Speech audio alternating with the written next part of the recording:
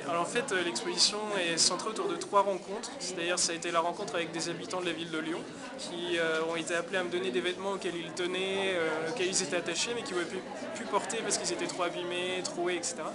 Du coup, cet appel à vêtements a donné des vêtements que j'ai récupérés, que j'ai enroulés dans de la laine, ça a donné une installation. Il y a une autre rencontre, c'est avec des usines qui fermaient autour de chez moi, donc j'y suis allé, j'ai rencontré des ouvriers qui m'ont donné du matériel et j'ai fait des sculptures à partir de ça, que j'ai cousu, plié, qui donnent des sculptures textiles.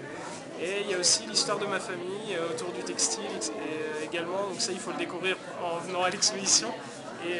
Et aussi autour d'une rencontre avec une artiste qui travaillait également le textile, qui s'appelle Simone Felpin, et que j'ai rencontrée. On a fait aussi des sculptures ensemble, des sculptures qui sont un peu hommage à son travail, qui elle travaille le textile depuis très longtemps.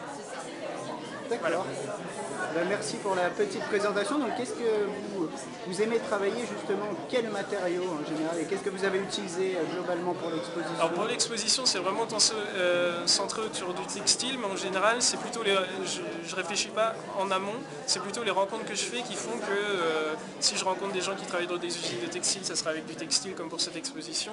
Sinon, si je fais d'autres rencontres, ça sera avec d'autres matériaux. Je peux faire avec des films, des fictions, des choses comme ça. Donc c'est vraiment variable. J'ai pas de matériaux a priori, c'est plutôt la rencontre qui va guider les œuvres après.